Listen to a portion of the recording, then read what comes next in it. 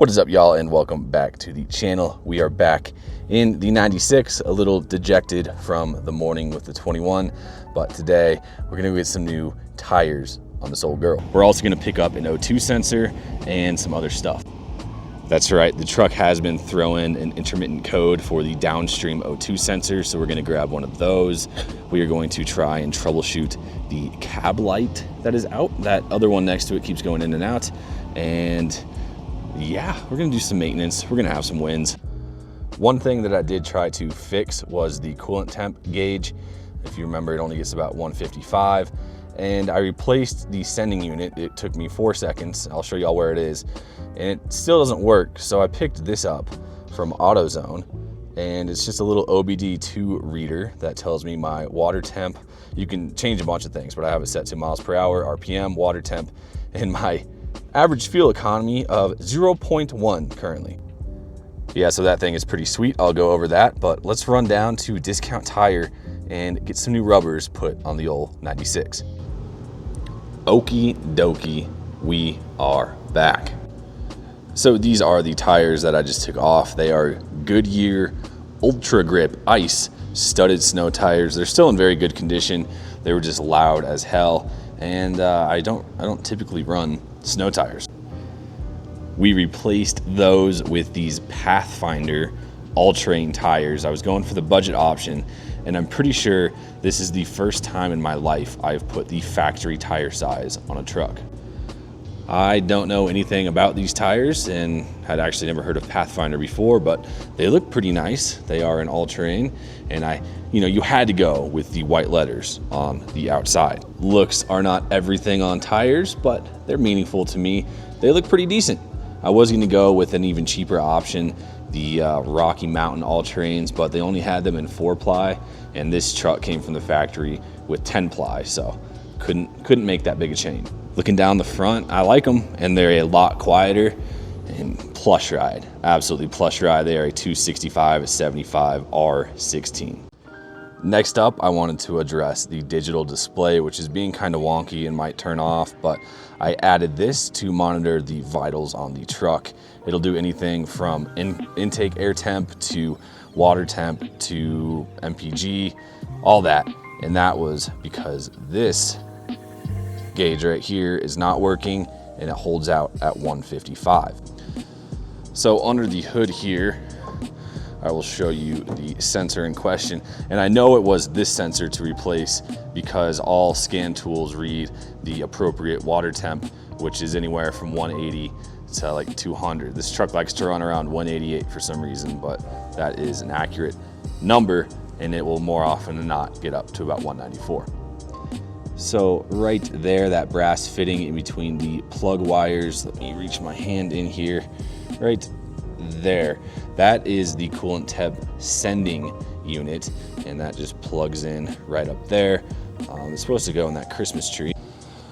Whatever, it's just hanging there, but that is what sends the coolant temp signal to the gauge. So I just replaced that $30 part, and for some reason it's reading cold coolant down there. I don't know why, and that part directly goes into the block and reads coolant temp. So could be a gauge issue, but I got that digital gauge. And that digital gauge does read 188 to 194 typically, so works for me, close enough. I can monitor the vitals. This truck does not get hot at all. In addition to being a gauge, it will read codes, and I do have a full-blown code reader, but this one is always plugged in now, and I have been getting a P0161, I think, bank 2 sensor 2 O2 issue. Yes, it is a P0161. So yeah, bank 2, sensor 2, O2 sensor. So I bought a new one of those. We're just waiting for the truck to cool down right now because it is on the exhaust, and I've just been clearing it. It's come up 2 or 3 times, so let's get her taken care of. As mentioned, we're waiting to cool down so I can work on that. So let's take a look at the rest of the engine bay. We took a quick look when I first bought it. So valve cover gasket leaking on the driver's side. Looking down into the abyss, there are a handful of leaks, but it hasn't left any puddles overnight, so acceptable. They may have sealed themselves. Everything else is looking really good. Brake fluid is full. This air filter I wish was a factory air filter. I really do. I had to take this whole thing apart because it was leaking right here at the throttle body. It was leaking in front of and behind the mass airflow sensor.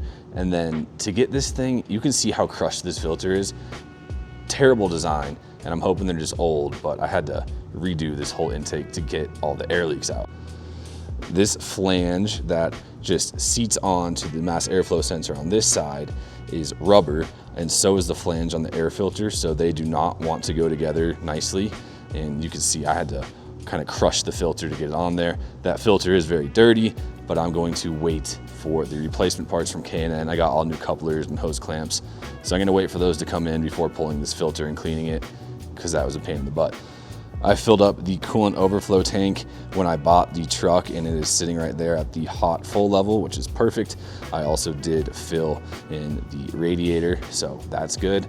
The motor sounds really nice. It looks good. It has some leaks, but she's 30 years old. She does have fresh oil. I changed the oil, so I got a nice white paper towel here, and I'm just gonna pull that and wipe it on here. The level is good. She's not been leaking. So we'll take a look at that oil color. It's looking very golden and nice. It's brand new, I know that for a fact. It's a little over full, to be honest, but is what it is. Next is the trans fluid. So I did check the trans fluid level. You're supposed to do it while it's running, and the level was good on that. So I'm gonna wipe this down, and this is our trans fluid color, which isn't bad. It's a little burnt looking, but it's still got a lot of bright red. The gentleman I bought the truck from did say that he hadn't touched the transmission in like the 8 years that he owned it, so it's probably due. Transmission fluid change, just a drain and fill, is about as easy as just doing an oil change, which I'm totally capable of doing, but if there is something wrong with the transmission that they notice, or, you know, I'll just play it easy. It doesn't save me that much money to do it myself, and I'd rather have a professional transmission shop just make sure that this 30-year-old transmission is in decent order. Next up, the cab lights are very wonky. They just completely all stopped working recently. I changed all the bulbs out, and then they all came back on, and then these two right here, these two stopped working, and now they're back on. So the wiring is pretty freaking janky. As for this O2 sensor, it's on the passenger side of the truck, and this truck isn't as tall as the other one, so I'm gonna jack up the side and we're gonna take a look. Underneath the vehicle, which way is righty tighty or which way is lefty loosey? One eternity later. Well, based on how this one came out, that took me like 30 minutes. Those threads are all screwed to hell. I don't know if this one's gonna go in the right way, but they got the same plug. We're gonna give it a shot. I was under there with a breaker bar and a hammer, so I don't know, but other one is not gonna go in, so I'm very certain that we're gonna start throwing a check engine light all the time now. I guess let's see how she runs now without an O2 sensor.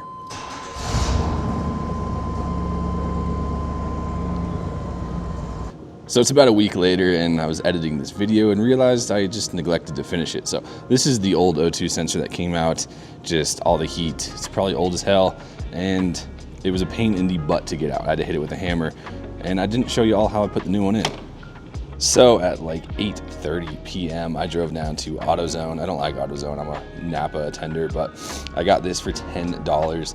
This is a thread chaser. I unfortunately threw away the box for this, but $10 is this part.